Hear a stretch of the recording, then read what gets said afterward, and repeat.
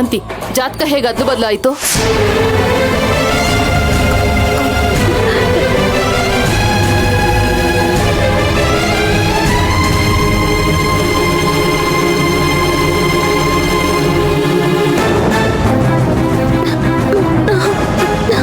ಸುಳ್ಳು ಹೇಳ್ಬೇಡ. ನಾನಲ್ಲಿ ತಂದಿಟ್ಟಿದ್ದು ಮೀರಾ ಜಾತಕನೇ, ಅದ್ ನನಗೆ ಚೆನ್ನಾಗಿ ಗೊತ್ತು.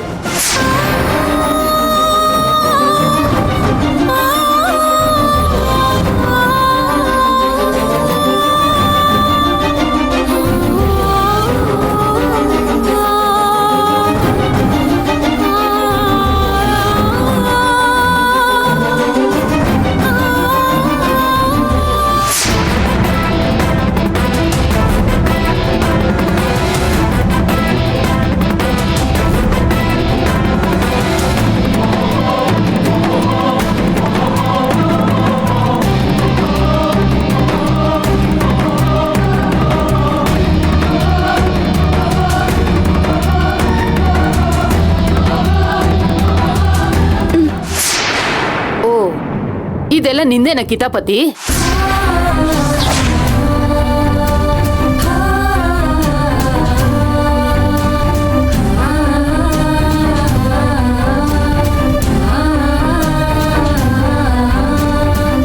ನಿನ್ ಮೌನನೇ ಹೇಳ್ತಿದೆ, ನೀನೇ ಈ ಕೆಲಸ ಮಾಡಿದ್ಯಾ ಅಂತ.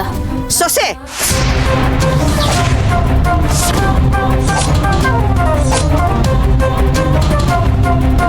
ಅವಳು ಹೇಳ್ತಾ ಇದ್ದಾಳೆ ತಾನೆ ನನಗೆ ಗೊತ್ತಿಲ್ಲ, ನಾನು ಮಾಡಿಲ್ಲ ಅಂತ. ಮತ್ತೆ ಮತ್ತೆ ಯಾಕೆ ಅವಳನ್ನೇ ದೂರ್ತಾ ಇದೆಯಾ? ಅಲ್ಲ, ಅಂತ ಕೆಲಸ ಮಾಡೋ ಹುಡುಗಿನ ಅವಳು. 4 ಜನದ ಮುಂದೆ ಗೌರವ ಕೊಟ್ಟು ಮಾತಾಡೋದನ್ನ ಕಲಿ ನೀನು. ಮಾಡಿಲ್ಲ ಅಂದ್ರೆ ಬಾಯ್ಬಿಟ್ಟು ಹೇಳ್ಬೇಕು. ಅದ್ಬಿಟ್ಟು ಮೌನವಾಗಿದ್ರೆ ನನ್ಗೇನ್ ಅರ್ಥ ಆಗ್ಬೇಕು? ಅವಳು ತಪ್ಪು ಮಾಡಿ ಮೌನವಾಗಿಲ್ಲ. ಅಶ್ವಿನ್ಗೂ ಪೂಜಾಗೂ ಮಕ್ಕಳಾಗ್ಲಿ ಅಂತ ಮೌನ ವ್ರತ ಮಾಡ್ತಿರೋದು, ತಿಳ್ಕೊ.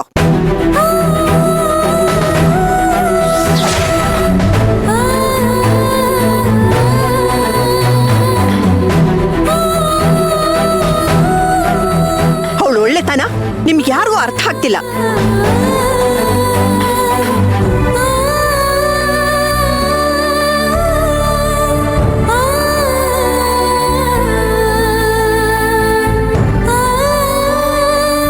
ಜೋಯಿಶ್ರೀ, ಇದನ್ನ ತಗೊಳ್ಳಿ.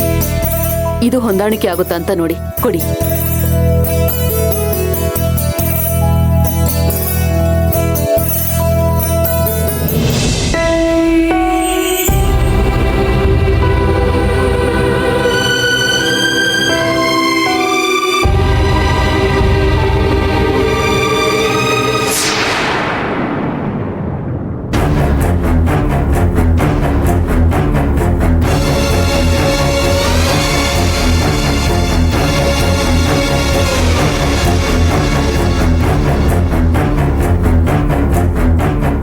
ಈ ಜಾತಕಕ್ಕೂ ನಿಮ್ಮ ಮಗನ ಜಾತಕಕ್ಕೂ ಎಲ್ಲಷ್ಟು ಹೊಂದಾಣಿಕೆ ಇಲ್ವಲ್ಲಮ್ಮ?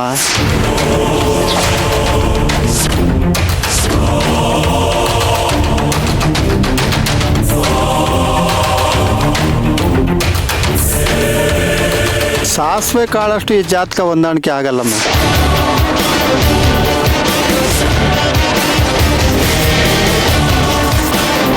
ನೋಡಿ ತಾಯಿ, ದಾಂಪತ್ಯ ಜೀವನಕ್ಕೆ 36 ಗುಣಗಳಲ್ಲಿ ಅಟ್ಲೀಸ್ಟ್ 18 ಆದರೂ ಬರಬೇಕು.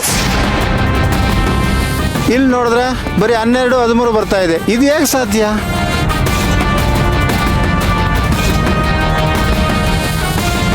ಈಗಿದ್ಮೇಲೆ ಈ ಮದುವೆ ಅಸಾಧ್ಯ ತಾಯಿ.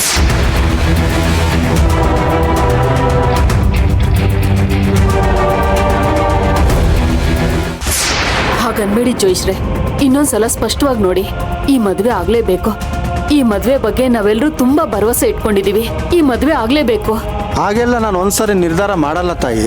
2-3 ಸರಿ ಪರಿಶೀಲನೆ ಮಾಡಿದ್ಮೇಲೆ ನಾನು ನಿರ್ಧಾರ ಹೇಳೋದು. ನಿಮ್ಗೆ ಗೊತ್ತಲ್ಲ. ನೋಡಿ ತಾಯಿ, ಇದು ನನ್ನೊಬ್ಬನ ಅಭಿಪ್ರಾಯ ಅಲ್ಲ. ಈ ಜಾತಕನ ಯಾವ ಜ್ಯೋತಿಷದವ್ರ ಹತ್ರ ತಗೊಂಡೋಗಿ ಕೊಟ್ಟರು ಕೂಡ ಅವರು ಇದನ್ನೇ ಹೇಳೋದು.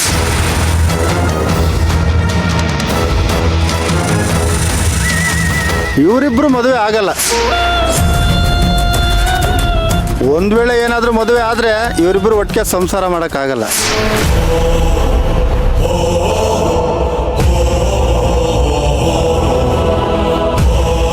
ಈ ಹುಡುಗಿಯಿಂದ ನಿಮ್ಮ ಮಗನಿಗಾಗ್ಲಿ ನಿಮ್ಮ ಮನೆತನಕ್ಕಾಗ್ಲಿ ಒಳ್ಳೇದಂತೂ ಆಗಲ್ಲ, ಆಗದೆಲ್ಲ ಕೆಡಕೆ.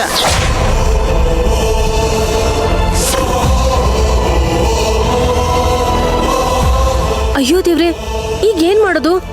ಮೀರನ್ಗೂ ಅರ್ಜುನ್ಗೂ ಮದ್ವೆ ಆಗೋದಿಲ್ವಾ? ಇವಳೊಬ್ಳು ಓ ಕಣಿ ಕೇಳೆ, ಇಷ್ಟೊತ್ತವರೆಗೂ ಜೋಶ್ ಹೇಳಿದ್ ಕೇಳಿಸ್ಲಿಲ್ವಾ? ಈ ಜಾತಕ ಸ್ವಲ್ಪನೂ ಚೆನ್ನಾಗಿಲ್ಲ, ಎಳ್ಳೆಷ್ಟು ಚೆನ್ನಾಗಿಲ್ಲ. ಇವರಿಬ್ರು ಮದ್ವೆ ಮಾಡ್ಕೊಂಡ್ರೆ ಎಲ್ಲ ಹಾಳಾಗೋಗುತ್ತೆ ಅಂತೆ. ಕಿವಿ ಕೇಳಿಸಲ್ವೇನೆ ನಿಂಗೆ?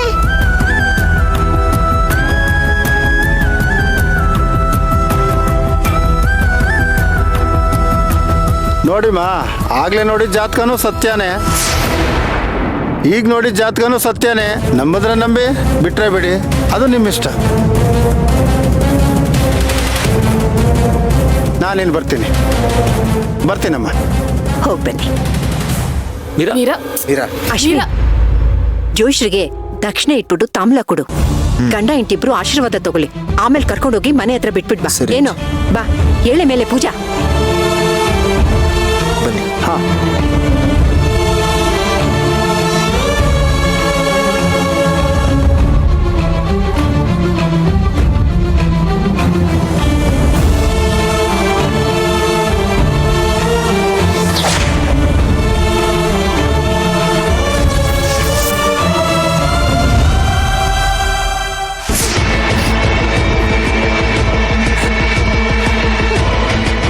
ಮೀರಾ, ಅಳ್ಬೇಡ, ಸಮಾಧಾನ ಮಾಡ್ಕೋ.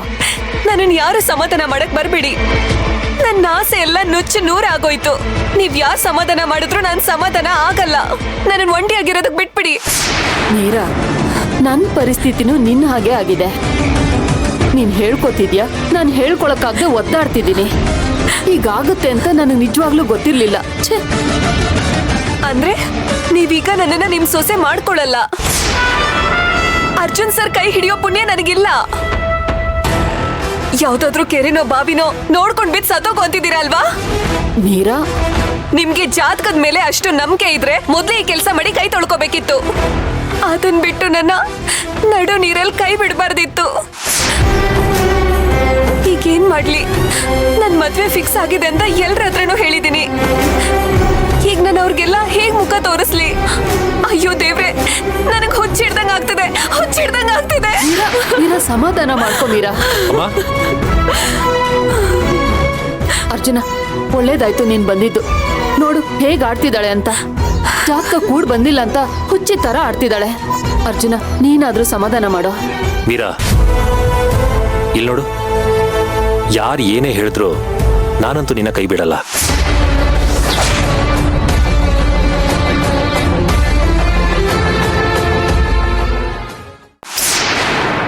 ನನಗೆ ಇದರಲ್ಲೆಲ್ಲ ನಂಬಿಕೆನೇ ಇಲ್ಲ ಮೀರಾ. ಫಸ್ಟ್ ಆಫ್ ಆಲ್, ಆ ಜೋಯಿಶ್ರ ಮಾತಲ್ಲಿ ಎಲ್ಲಿ ಸತ್ಯ ಇತ್ತು? ಬೈ ಮಿಸ್ಟೇಕ್ ಆಗಿ ನಂದು ಸೇವಂತಿದ್ದು ಜಾತಕ ನೋಡಿದ್ರಲ್ಲ, ಆಗ ಅವರು ಏನ್ ಹೇಳಿದ್ರು ಹೇಳು? ನಾವು ಸಾಯೋ ತನಕ ದೂರನೇ ಆಗಲ್ಲ ಅಂದ್ರು. ಅಲ್ಲೇ ಸತ್ಯ ಇಲ್ಲ. ನಾವು ಆಲ್ರೆಡಿ ದೂರನೂ ಆದ್ವಿ, ಡಿವೋರ್ಸು ತಗೊಂಡ್ಬಿಟ್ವಿ. ಈಗ ನನಗೆ ಅವಳ ಮೇಲೆ ಒಂದು ಚೂರು ಪ್ರೀತಿ ಇಲ್ಲ. ಸೇವಂತಿಗಂತೂ ನನ್ನ ಮೇಲೆ ಬರೀ ಅನುಮಾನ.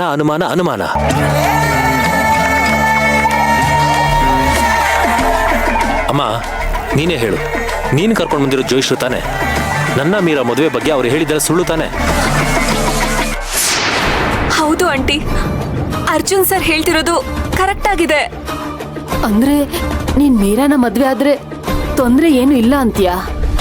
ಬರೆದು ಕೊಡ್ತೀನಿ, ಖಂಡಿತವಾಗಿಯೂ ಯಾವ ತೊಂದರೆನೂ ಇಲ್ಲ. ಈಗ ಜೋಯಿಶ್ರು 2-3 ಮದುವೆ ಮುಹೂರ್ತಗಳನ್ನ ಬರ್ಕೊಟ್ಟಿದಾರಲ್ಲ, ಅದರಲ್ಲೇ ಯಾವುದೋ ಒಂದರಲ್ಲಿ ನಮ್ಮ ಮದುವೆನ ಫಿಕ್ಸ್ ಮಾಡ್ಬಿಡಮ್ಮ. ಮತ್ತೆ ನೀವು ಅದೇನೇನು ತಯಾರಿ ಮಾಡ್ಕೋಬೇಕೋ ಎಲ್ಲ ಮಾಡ್ಕೊಳ್ಳಿ.